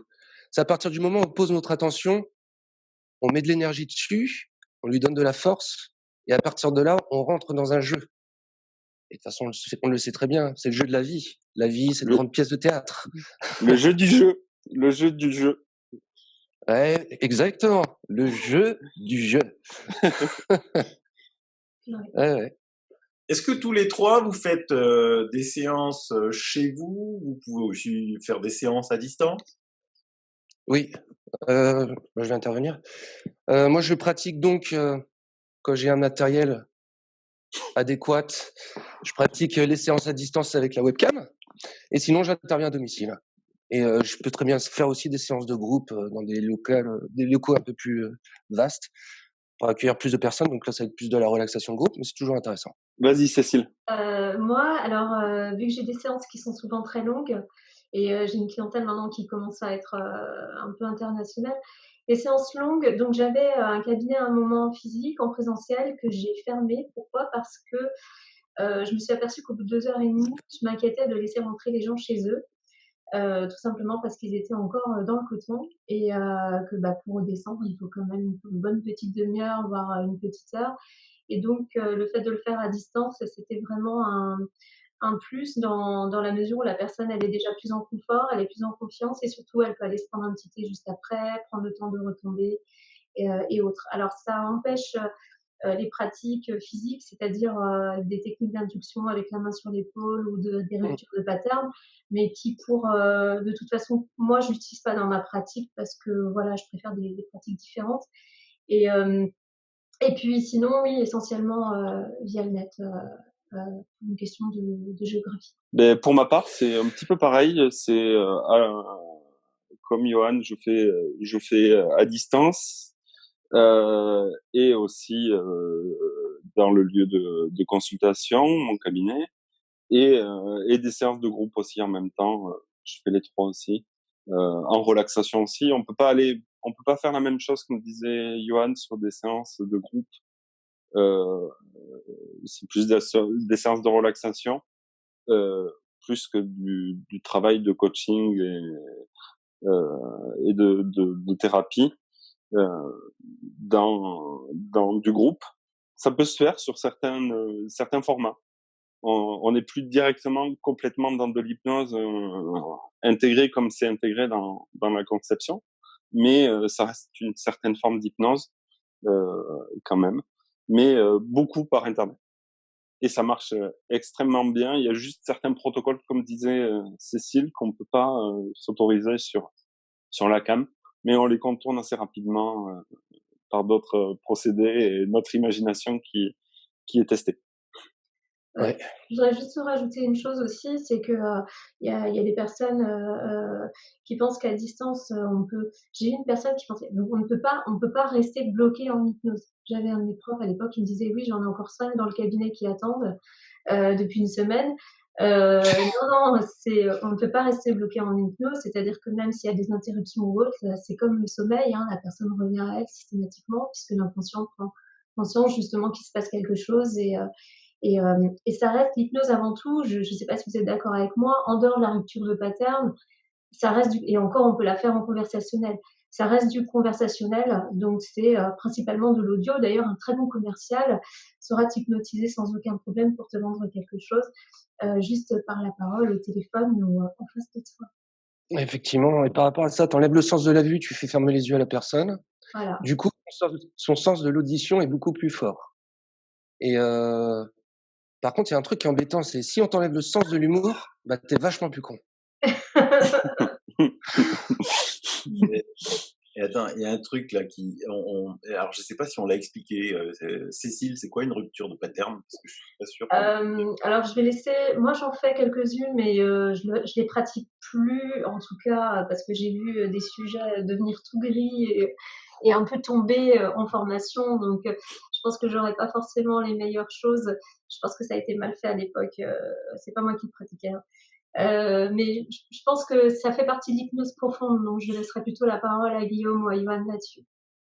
Ouais, l'hypnose profonde, pas forcément, mais c'est pour commencer. Tu l'as présenté tout à l'heure, Johan, Oui. la rupture de pattern. En fait, c'est on brise un schéma. Je viens de serrer la main, un schéma classique. Tu vas serrer la main d'une certaine manière. Si on vient de te casser ce schéma de serrer la main, ça va te faire bugger. Et cet espace de temps où tu te dis what, qu'est-ce qui se passe, machin, ben on s'en sert entre autres pour créer un schéma où le corps va se dire qu'est-ce que je dois faire, et là ça nous laisse un espace-temps pour dire dormir, mais avant on procède à quelque chose qui s'appelle l'anamnèse, comme on a dit tout à l'heure, où on va dire dormir c'est juste te relaxer, et là le message il passe, entre autres. Voilà, c'est un pattern.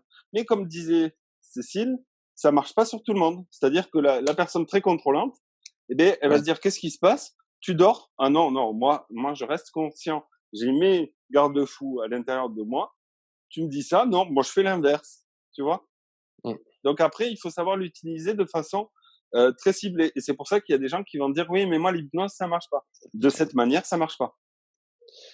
Rupture de pattern qui est très utilisée en hypnose de spectacle et le street hypnose aussi. Je me souviens d'un cas, c'est avec Mesmer, là, c'était passé aux informations parce qu'il y a quelqu'un qui avait fait les exercices d'induction en regardant son écran de télévision et qui était tombé dans un coma hypnotique pendant plusieurs heures. Les pompiers étaient intervenus. Et voilà, rupture de pattern, donc c'est fortement utilisé parce que c'est beaucoup plus rapide, mais il y a une forme de violence aussi. Ouais. Bon. Et c'est pour ça que l'hypnose érectionnelle est très mise en avant en France, parce que justement, on fait pas de rupture de pattern, on va contourner un petit peu tout ça. On va y aller avec de la poésie, de la douceur.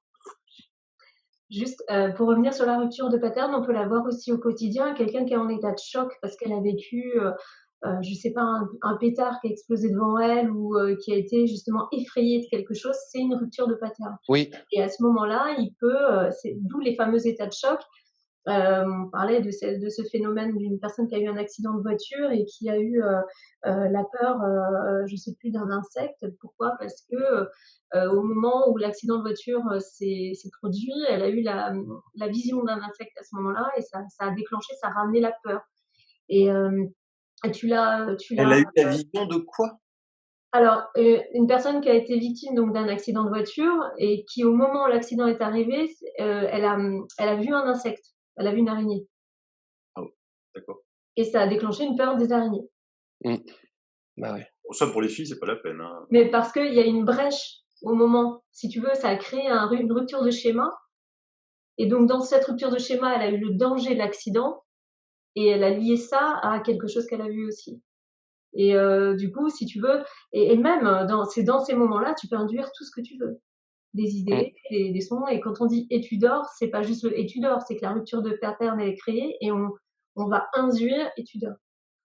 J'arrive pas à compter le nombre d'hypnoses différentes qu'il y a. Vous êtes déjà amusé à compter le nombre d'hypnoses différentes? Autant de protocoles et autant d'inductions différentes. N'importe qui peut faire son. Et alors ce qui est aussi la mode, c'est que tout le monde se donne des noms particuliers, utilise des noms super connus pour pouvoir se les adapter à soi. Mais après, c'est tous les protocoles qui existent. C'est comme si tu prenais tous les médicaments qui existent et puis tu appelais par toutes les médecines avec le nombre de médicaments qui existent. Pour te faire un parallèle là-dessus aussi, je sais pas si Erickson serait content qu'on utilise hypnose ericksonienne d'ailleurs. Ouais. Tu vois un petit peu le principe. C'est-à-dire qu'on s'est rapproché d'un gars, là je vais lui mettre un coup de pied dans la fourmilière, mais pour moi c'est aberrant. On donne un nom à une pratique, il a amené des choses, oui, et très très très belles dans l'hypnose. Mais est-ce qu'il aurait eu envie? Est-ce qu'on s'est posé une fois la question? Est-ce que Erickson a envie qu'on rattache son nom de famille à des pratiques qu'on fait actuellement? Moi, je dirais autant de praticiens, autant d'hypnose. Tu vas voir deux hypnotiseurs qui font la même chose, enfin, deux hypnothérapeutes, coach hypno ou autre chose. Tu vas en voir deux. Il y en a aucun qui fera la même chose pour moi. Aucun qui fera la même chose. C'est clair. Donc moi, ce que j'ai compris de cette première émission qui va déjà atteindre les 2 heures, même si on se découpe à cause de Johan, c'est que déjà, vous vous intéressez d'abord à l'humain. Moi, je sens que vous aimez vraiment les personnes, ça c'est important, ça se sent, ça se ressent chez vous. Hein, que on sent confiance. C'est-à-dire que là, moi, j'irai en hypnothérapie chez chacun de vous trois, les yeux fermés, je me sentirai en protection et je sais que vous serez là avant, pendant, après, ça c'est très très très important.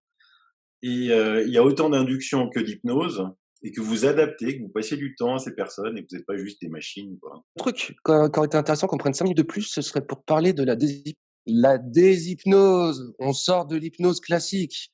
La déshypnose, c'est quoi? C'est la pleine conscience. La pleine conscience à Edgar Tolle, celui qui a écrit Le pouvoir du moment présent. Il y a le point zéro. À la Frédéric Vincent qui est français.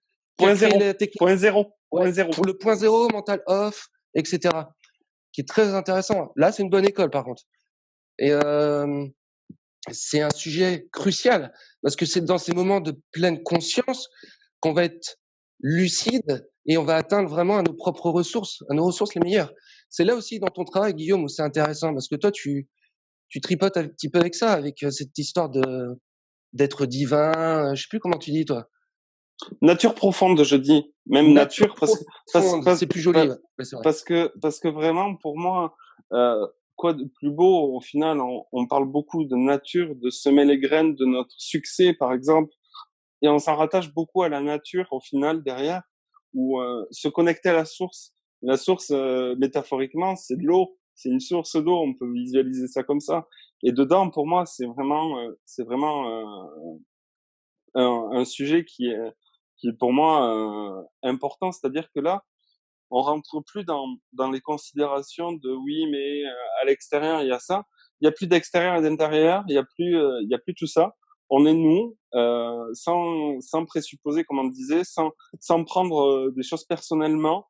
On pourrait se sentir agressé, mais là on est toujours dans le schéma où il y a un agressé, un agresseur, et je dois me défendre. Dans la nature profonde, ce qui est pour moi le plus important, c'est vraiment Dans de la dualité. je retrouve mon pouvoir sans influence de qui que ce soit. C'est ça la déshypnose. Que que tu es, t'as des influences, mais t'as un nouveau filtre qui se fait. Et qu'est-ce qui se présente à moi? Qu'est-ce que j'en fais dans ma vie? Et est-ce que je le prends ou est-ce que je le prends pas? Et là, on retrouve notre nature, on reprend notre pouvoir. C'est pour ça que tout à l'heure, c'était important pour moi de dire que la personne, il faut qu'elle reprenne son pouvoir et qu'elle arrête de croire qu'un tel lui fait du mal, qu'un tel lui fait ceci, un tel fait ça, machin fait ça. Reprenons notre pouvoir pour nous permettre, et c'est ça la déshypnose. C'est-à-dire que tu pars le matin bosser parce que tu dois aller bosser, ok. Mais dans 10 ans, si tu programmes bien ta vie, tu programmes bien ton mental, tu peux être chef d'entreprise. Ça se fera pas certes en un an, mais tu pourras gagner des millions peut-être. Ou tu pourras avoir ta ferme dans les Pyrénées à avoir des chèvres. Peu importe après. C'est ça sa nature profonde. Et là, on passe à de la déshypnose. C'est-à-dire que peu importe ce qu'on me dit, qu'est-ce que j'en fais moi? Est-ce que je choisis en mon âme et conscience? Et c'est pour ça que les exercices quotidiens permettent ça. C'est une gymnastique de l'esprit. C'est comme un sportif qui va faire du basket. Il va pas rentrer, par exemple, 10 paniers sur 10 en une fois. Il va falloir qu'il répète ça plusieurs fois pour avoir les statistiques d'un Jordan, mais ils auront pas les performances de quelqu'un. Mais si tu t'entraînes à ça, et c'est pareil pour le cerveau au final, c'est si on s'entraîne à reprendre notre pouvoir et à pas dire oui, mais c'est la faute d'un tel qui m'a dit ceci, qui m'a fait cela, et c'est ça la déshypnose en fait. C'est reprendre le pouvoir et dire ok, ça fait quoi dans mon corps et qu'est-ce que ça me dit moi ce qu'on a dit tout à l'heure. Quand je visualisais les vidéos, ça me faisait peur au niveau du plexus solaire. Je pouvais pas. Quand tu regardais les vidéos que Cécile t'a montrées sur Ouais. les séances avec les reptiliens, Ah ouais, ouais. les trucs, En fait, je leur en ai parlé moi parce que, enfin, on en a parlé dans tout le groupe. Pourquoi? Parce que j'ai eu ce cas de personne qui est arrivée complètement phobique et du coup, j'ai voulu prendre de l'information au niveau et c'est comme ça que Guillaume aussi a découvert. Ah, mais je confirme ce que dit Guillaume, hein. J'ai même des personnes qui n'ont pas été voir chez ces thérapeutes et qui regardent par contre leurs vidéos, qui sont là, il faut que je fasse gaffe parce que je vais me faire bouffer mon énergie, je vais me faire prendre par un reptilien, quoi. Ils en sont là, hein. Moi, Après, si j'avais pas ma capacité de discernement, comme je l'appelle, j'aurais pu basculer dans un état de psychose. ouais. C'est clairement ça, quoi. C'est-à-dire que il y a les méchants, on ne sait pas par quel moyen ils t'ont implanté, et en 30 secondes top chrono, tu es désimplanté et t'as pas la capacité d'être désimplanté tout seul. Et du coup, Pour moi, c'est d'une aberration qui dépasse la façon de fonctionner. On se complique la vie sur des choses qui sont tellement simples. et du coup, avec la peur, tu alimentes un égrégore. Et Voilà. Et tu le fais du coup vivre. Donc voilà, je reviens à ce que tu disais avant, Johan, et là-dessus, voilà. au tout début. Voilà. Johan, tu voulais rajouter quelque chose? Égrégore qui est bien nourri, et c'est pour ça qu'il y a autant de personnes qui voient des reptiliens, des dragons, tout ce que tu veux. C'est parce que justement avec ces vidéos-là, on met une attention, on met de l'énergie, on met nos pensées et ça nourrit vraiment quelque chose et qui, du coup, devient de plus en plus tangible sur un certain plan. Et forcément, il y aura de plus en plus de personnes qui vont être confrontées à ça. Parce que, l'égrégore, elle est là, elle est nourrie, hein. C'est un biais cognitif, hein, au final, Johan, un peu. C'est-à-dire que comme tu vois la voiture rouge et que tu as acheté une voiture rouge, tu vois ça maintenant. Tu vois plus de voitures rouges. Je voudrais juste faire une toute petite parenthèse, vraiment une petite, c'est que j'ai fait un travail avec un client qui était très expérimenté, c'est-à-dire qui sait partir en induction facilement et autres, c'était pas sa première. On est tombé sur une entité donc qui est apparue sous la forme d'une belle femme. Donc c'était sur un autre plan. Et là, on a fait ce test de demander, voilà, est-ce que ce qu'on voit visuellement, c'est-à-dire cette belle femme, c'est vraiment la représentation de ces entités ou est-ce que c'est autre chose? Et là, il a demandé, est-ce que cette entité se présente sous sa vraie forme? Et là, il m'expliquait qu'il voyait une ondée un peu colorée, mais qu'il n'avait pas de mots, en tout cas dans le vocabulaire humain, pour exprimer ce qu'il voyait de plus. Et donc, on a demandé à cette entité de revenir sous sa forme. Et là, cette entité a expliqué que si elle était sous cette forme, c'était parce que justement son cerveau à lui trouvait ça plus confortable et du coup, elle lui montrait une image qui correspondait à ce que ça représentait pour lui en termes d'émotions. Mais que c'était pas forcément une femme blonde devant avec des beaux yeux verts, cette entité-là. C'est juste que c'était plus confortable pour communiquer et au niveau de la transmission d'informations, c'était plus simple. Mais il y avait une construction d'esprit par rapport à une sensation. Faut penser que notre cerveau, au final, c'est ni plus ni moins que le décodeur satellite de plein d'ondes différentes et que peu importe ce qui se présente, faut pas oublier qu'on est sous forme vibratoire à la base et nous sommes des vibrations incorporées dans un corps. Il faut pas le négliger, le corps. Bien au contraire, c'est un très joli pont pour travailler sur l'esprit. Et donc, oui, on peut décrire des choses que si on a dans notre sémantique ou dans notre vision la possibilité de l'exprimer. Autrement, ça reste sans mots. Moi, je vis des choses et je peux pas les décrire. Par exemple, dans mes pratiques quotidiennes, je peux pas les décrire. C'est sous forme vibratoire. Eh bien, merci. Moi, c'était bien. Donc là, c'était une blonde aux yeux verts, mais ça pourrait être aussi pour mieux exprimer la peur, un reptilien, quelque chose qui fait bien peur, des petits gris, tout ça. Mais effectivement, tout a été bien résumé. Moi, je trouve cette émission très, très, très enrichissante. Je vous remercie tous les trois. Est-ce que vous me donnez l'autorisation de mettre vos liens? Quels liens vous voulez que je mette dans l'émission pour que les gens puissent vous contacter directement sans passer par moi? Vos adresses email ou à une autre? Les sites internet. Oui, les sites internet. Moi, il y aura le mail. Pour l'instant, je suis en reconstruction du site. Guillaume, merci beaucoup. Avec plaisir. Merci de ton accueil, très chaleureux, très constructif aussi. Bravo pour ce que tu fais, vraiment. Et moi, ce que j'aurais à rajouter, c'est vraiment axez-vous sur dans votre cerveau ce qui est le plus positif dans votre journée. Ça serait vraiment ça. Les peurs, elles peuvent exister, elles existent. Il faut pas les nier, mais axez-vous sur le côté positif et ce que vous pouvez en dégager de positif au final. On surfe trop sur les peurs. Voilà. Je suis bien d'accord. Pensez positif et vous allez voir que tout ira mieux. Johan! Oui. Merci. Il y a 2 ans, Sylvano, tu m'avais demandé pour faire ce genre d'émission sur Messenger. Exact. Facebook. Exact. Et c'était quasiment jour pour jour. J'avais refusé parce que je te disais que je racontais beaucoup de bêtises. Et comme j'en raconte encore plus aujourd'hui, eh bien, je me suis dit qu'il fallait que je les partage. Merci pour tous tes partages, Sylvano, en particulier. J'avais vraiment beaucoup aimé l'époque où tu as tapé un bon coup sur l'ufologie à travers tes interventions sur Miasme TV. C'était vraiment génial. Et c'est vrai qu'après, la suite logique, c'était que tu continues sur ta chaîne et tu continues à l'étoffer comme ça. Donc, bonne et belle continuation à toi. Je pense que s'il y a des gens qui ont des questions, qu'ils n'hésitent pas à les poser, et on pourrait faire comme ça une autre émission plus ciblée ou moins ciblée, plus large. En tout cas, il y a tellement à dire. Et merci à mes 2 complices, ici présents aussi. Merci à toi. Et si j'ai un conseil à donner, comme il l'a fait, Guillaume, voilà, comme on a un gros ego, il faut bien le mettre en valeur. Pratiquez, expérimentez, amusez-vous. Il faut s'amuser.